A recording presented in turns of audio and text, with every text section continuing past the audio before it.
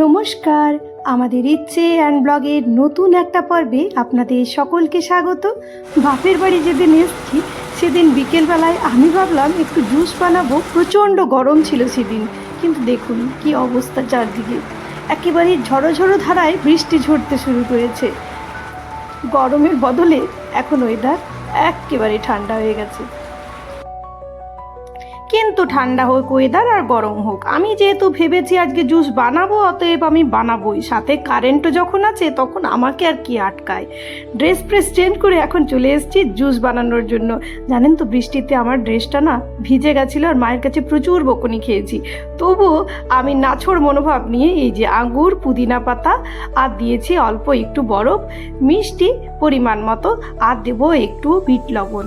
এটাতে স্বাদটা খুব ভালো হবে। আর এই জুসটা না ইচ্ছে খেতে ভীষণ ভালোবাসে, আর ওর একটু আজকে ফল খাওয়ার ইচ্ছে ছিল না, তাই আমি এই বুদ্ধি করে ওকে ফলটা আজকে খাওয়াবো।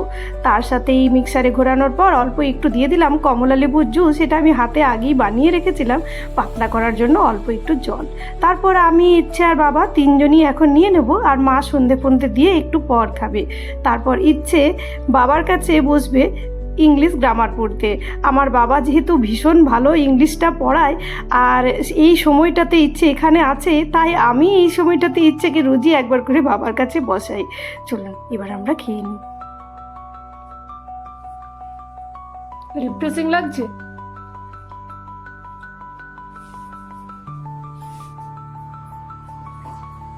রিফ্রেশিং রিফ্রেশিং আর অল্প পুদিনা পাতা ফেলে আরো বেশি ভালো হতো। গরমটা একটু বেশি হলে আরো বেশি ভালো লাগে।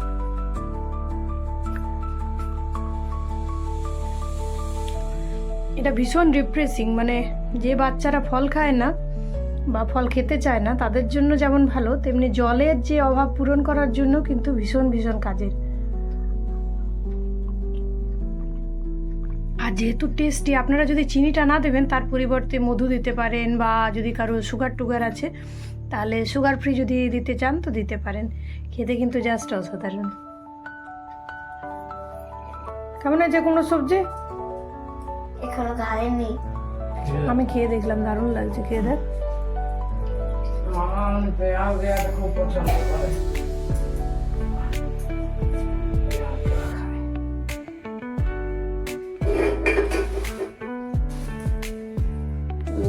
দারুণ। আর দেখ কুমড়োটার কি রং, রাত্রেবেলা আলোতেও এতটা সুন্দর দেখা যাচ্ছে। আমি তো রুটি খাই না রাত্রেবেলায়, ভাতও খাই না, আমি মুড়ি দিয়ে খাবো। আর আমি টেস্ট করে দেখলাম সবজিটা দারুণ হয়েছে, বাবা বানিয়েছে। আর দ্বিতীয় নাম্বার হচ্ছে যে যেহেতু বাড়ির কুমড়ো প্রচুর প্রচুর মিষ্টি, কালারটা কি সুন্দর ছিল সকালবেলায়। চলুন তাহলে আজকের মতন শুভরাত্রি। আজকেও আবার যাচ্ছি, দেখি কি পাওয়া যায় আমার বাবার গার্ডেনে। দেখা যাক, প্রতিদিনে একবার করে চেক করতে হয়, কারণ এখানে প্রচুর মাঝে মাঝে বাঁদর আছে, তারা কিন্তু সমস্ত ফসলকে নষ্ট করে দেয়। সেই জন্য প্রতিদিনই সকালে গিয়ে একবার চেক করি, মানে বাবারা চেক করে। তা আমি যেহেতু এসেছি আমিও সাথে যাই, যে কি কি হয়েছে কি কি আছে সেই সব।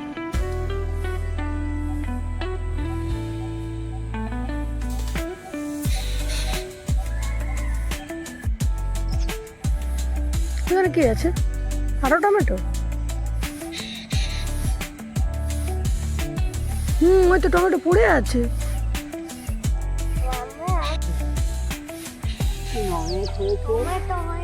টমেটো তো দাদাই তুলছে। আর পামকিন কালকে খেলি না রাত্রেবেলা, পামকিন হয়েছিল।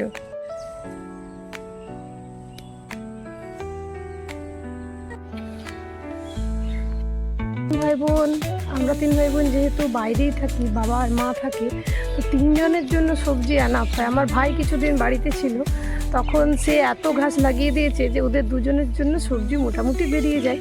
আমরা কেউ এলে তখন ওরা সবজি একটু একটু কেনে, নাহলে দুজন তো মানুষ, তারপর আবার বুড়ো মানুষ, ওদের জন্য সবজি যথেষ্ট পরিমাণে গার্ডেন থেকেই বেরিয়ে যায় রোজ রোজ।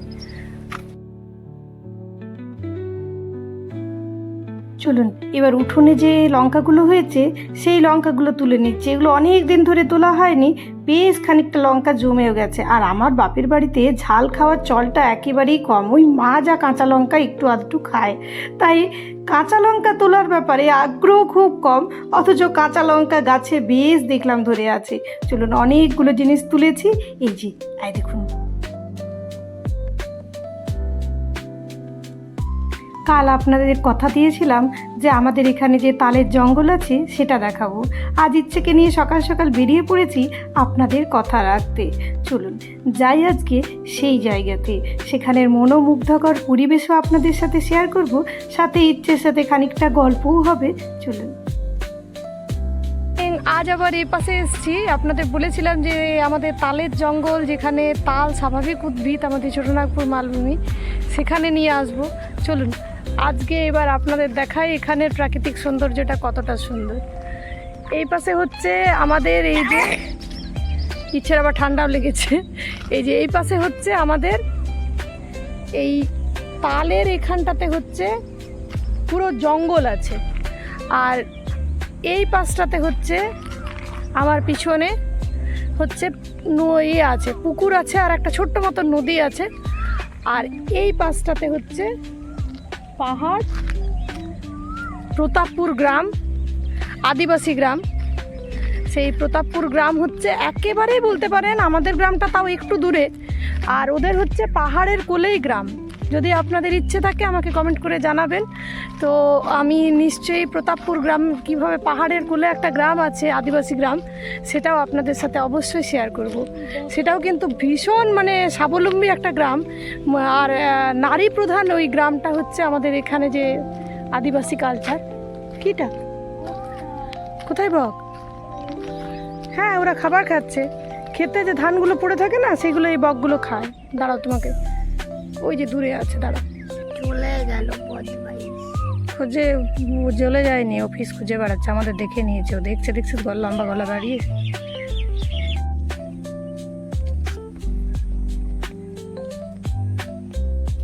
নাম রাজহাঁস নয়, নর্মাল ডাকি রাজহাঁস। ভয় পালাচ্ছে। কোথায় যাচ্ছিস রে? দাঁড়া রে।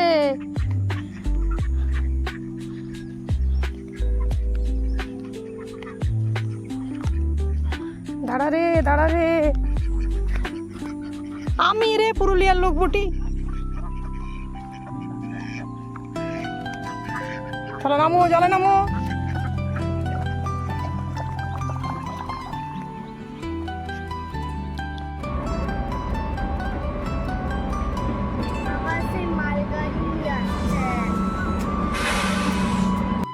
পদ্মপুকুরের সামনে দিয়ে যাচ্ছি, চলো। পদ্মপুকুর অ্যাকচুয়ালি নাম নয়, এটার আমাদের পুরুলিয়ার ভাষায় নাম হচ্ছে, এই পুকুরটা যেটা সামনে যাব সেটার নাম হচ্ছে অ্যাকচুয়ালি বড় বাঁধ। ঠিক আছে, পুরুলিয়ার ভাষায় পুকুরকে বাঁধ বলে, কিন্তু আমার মেয়ে ওটাকে নাম দিয়েছে পদ্মপুকুর। মানে প্রচুর পদ্ম ফুল ফোটে পদ্ম ফুলের সিজনে, তো ওইটাকে পদ্মপুকুর বলছে। চলে এসো, কিছু হবে না। এখানটা দিয়ে এসো, আস্তে। সেটা এই জায়গাটাতে বামফ্রন্টের আমলে হওয়াতে স্থানীয় মানুষদেরও অনেকটা কর্মসংস্থান হয়েছে, আর জায়গাটার প্রচুর ডেভেলপমেন্ট হয়েছে। মানে আমি যে ওই পলাশ জঙ্গল দেখিয়েছিলাম সেই পাশে গেলে এখনও বোঝা যায় যে আমাদের পুরনো সমস্ত কিছু, মানে পুরনো যে রাস্তাঘাট সেই রকম রাস্তাঘাট।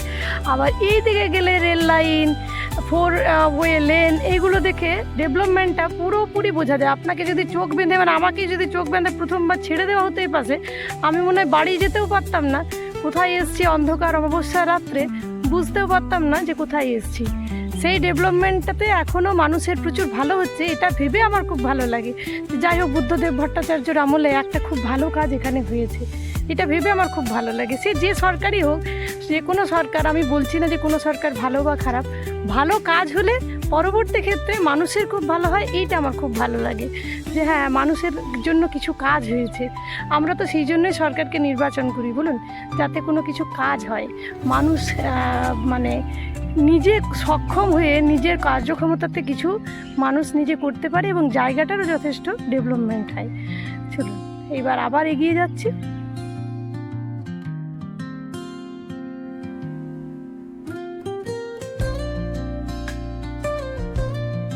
ওকে কেউ বোঝান যে এখন পদ্ম ফুল পাওয়া যাবে না, ও বলছে পদ্ম ফুল নেবই, পদ্ম পুকুর এনেছে আমাকে।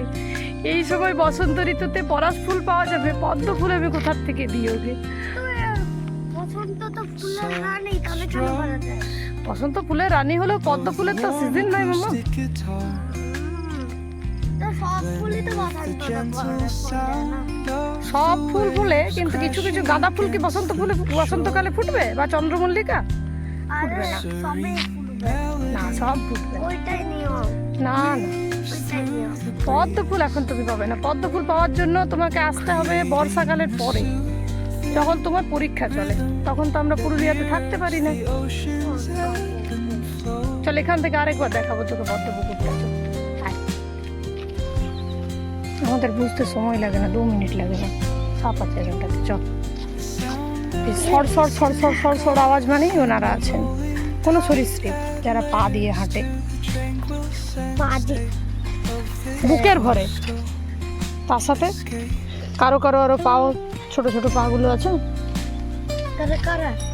যেমন গিরগিটি, এরা সব ওরা হাঁটলে ওই রকম একটা আওয়াজ কিছুই করে না। করে না তো, ঠিক কথা। তাহলে ওদের কত ভয় পাওয়ার কি আছে? ভয় লোক আবার একেবারে মাউসদেরকেও ভয়, মাউস এখন কি করে কত ভয়ের কারণ। একটা জিনিস দেখে, আপনাদেরকে বলেছিলাম না যে যেখানেই যাবেন সেখানেই পলাশ দেখতে পাবেন এক টুকরো হলেও। এই যে আমার পিছনে এই রুক্ষ ধুধু প্রান্তরেও 2টো পলাশ গাছ, একটার পাতা ঝরেছে, একটা ঝরেনি। ঝরলে পরেই কুলি আসবে, আর কুড়ি এলে পরেই পলাশ ফুল অবশ্যই ফুটবে। যেখানেই আসবেন সেখানেই পলাশ ফুল শিওর দেখতে পাবেন পুরুলিয়াতে। বলেছিলাম আপনাদের। এবার বাড়ি যেতে হবে, দিয়ানকে একটু হেল্প করতে হবে আজকে। পদ্ম পুকুর আর কোথায় পাবো আমি? পদ্ম ফুল এখন সিজন নয় তো, কোথার থেকে জোগাড় করে দেবো তোকে?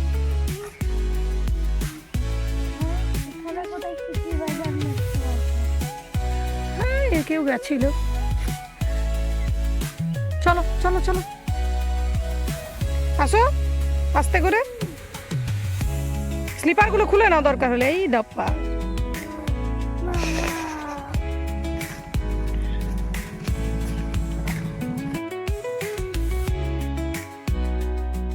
যে দূরে পুকুরটা দেখতে পাচ্ছেন, ওই পুকুরে কতগুলো সাদা ফুল ফুটে আছে, সেইগুলোকে বলছে এখন নেব। দেখুন কিভাবে ওখানে যাওয়ার জন্য, মানে কাউকে যদি পাওয়া যায় তো সেই ফুল নেবে, সেই জন্য ছুটতে শুরু করেছে। দেখুন দূরে যে ফুলগুলো এখন দেখতে পাচ্ছ না, যেগুলোকে তুমি পদ্ম ফুল ভাবছো, সেইগুলো পদ্ম ফুল নয়। সেইগুলো হচ্ছে গিয়ে যেগুলোকে বলে না শাপলা ফুল, আমরা পুরুলিয়ার লোকরা বলি শালুক ফুল। আর তাছাড়াও আরেক রকমের ফুল হয় হোয়াইট কালারের ছোট ছোট, সেইগুলোও কিছু কিছু ফুটে আছে। ছোট পুকুর না, এটার নাম ছোট বাঁধ।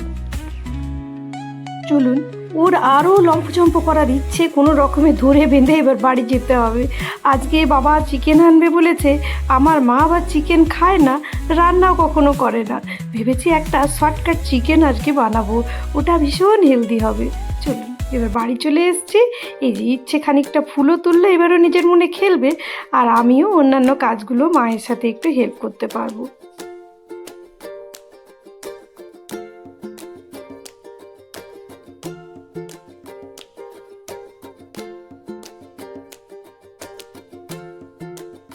মশলাগুলোকে একসাথে পেস্ট করে আজকে একটা চিকেন বানাবো।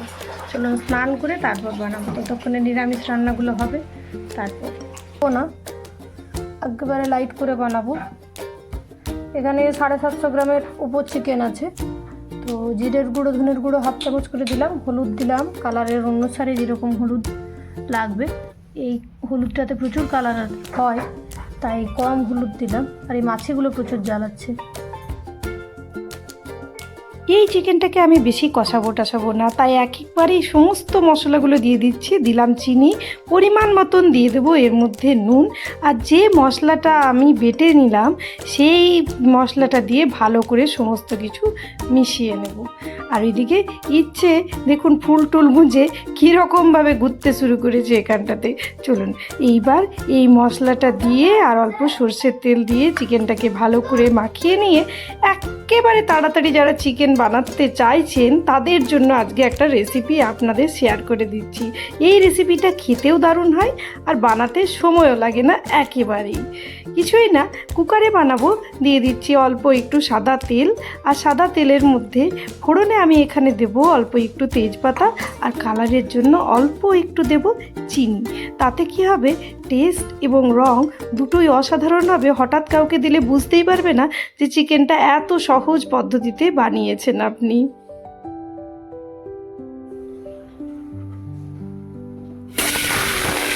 বাঙালি রান্নায় আলু একেবারে মাছ, আর সেটা যদি আমার বাবার মতো লোক হয়, আলু ছাড়া আমার বাবার একেবারে চলে না। মাংস হোক বা মাছ হোক, সব কিছু খাওয়ার পরে আলুটি চাই। অল্প একটু চিনি দিয়েছিলাম, তাতে কি হবে, চিকেনের কালারটা খুব সুন্দর হবে। অল্প তেজপাতা তেলের মধ্যে, আর আলুটা ভেজে এবার চিকেনটা যেটা ম্যারিনেশন করে রেখেছিলাম সেটা দিয়ে অল্প জল দিয়ে আর ঢেকে দেবো মোটামুটি ওই 10-15 মিনিটের জন্য। কুকারে একটা স্টিম আসবে, ব্যাস চিকেন রেডি। চলুন এবার চিকেনটাকে এটার মধ্যে দেবো। আলুটা হালকা ভাজা ভাজা হয়েছে, কালারটাও ধরে গেছে। এবার চিকেনটাকে দিয়ে দেবো। চিকেনটাকে অল্প একটু ঢাকা দিলাম যাতে কম আছে মজতে পারে, মানে কুকারে ঢাকনা লাগাইনি, জাস্ট কুকারটাকে ঢাকা দিয়ে একটু চেপে দিয়েছিলাম। যাদের তাড়াতাড়ি করে চিকেন বানাতে চাইছে অথচ একটু অন্যরকম টেস্ট হবে, তাদের জন্য এই চিকেনটা কিন্তু ভীষণ বেস্ট হবে। বাড়িতে কেউ গেস্ট এলেও আপনারা সার্ভ করতে পারবেন, আর ভীষণ হেলদি। এটাতে খুব একটা তেল মশলা কিছু লাগে না। আমি ওই ছোটো সাইজের 1.5টা পেঁয়াজ নিয়েছি, আর আপনাদের বাকি সব মশলা আমি দেখিয়ে দিয়েছি। সেই মশলা দিয়ে খুব সহজে আপনারা এই চিকেনটা বানিয়ে নিতে পারবেন। চলুন এবারে একটু মজে গেলেই আমরা জল দিয়ে একটা স্টিম দেবো কুকারে, ব্যাস চিকেন রেডি। অল্প ধনেপাতা আর গরম মশলা ছড়িয়ে পরিবেশন করব। আমাদের চিকেন রেডি হয়ে গেছে। গার্ডেন থেকে আমি ধনেপাতা তুলেও নিয়ে এসেছি, ধনেপাতা কুচিও করে রেখেছি। এইবার কুকারের এই যে সিটিটা গেলেই আমরা এটার মধ্যে একটু ধনেপাতা কুচি দেবো আর একটু গরম মশলার গুঁড়ো দেবো, ব্যাস গরম চিকেন কারি একেবারে রেডি হয়ে যাবে। এই যে আমাদের ফুলকুমারী জবা ফুল গুঁজেছে নিজে, আর মাকেও জবা ফুল গুঁজে দিয়েছে। চিকেনের রংটা দেখুন, কেউ দেখে বলবে যে এতটা শর্টকাট পদ্ধতিতে আমি বানিয়েছি। চলুন মা এবার পরিবেশন করছে, আমরাও খেতে বসে পড়ি। সেটা তো তোমার কাছে আমাদের বাড়িতে বৌমা কেমন বানাটা তুলে থাকে এক পাশে এইটুকু ভাবছি চলুন ব্লগটা তাহলে আজকে এখানেই শেষ করি। আরও অনেক ভিডিও আপনাদের সাথে শেয়ার করব। সবাই ভালো থাকবেন, সুস্থ থাকবেন। নিত্য নতুন স্বাদের ভিডিও পেতে সাথেই থাকবেন, চ্যানেলটাকে সাবস্ক্রাইব করে। ধন্যবাদ।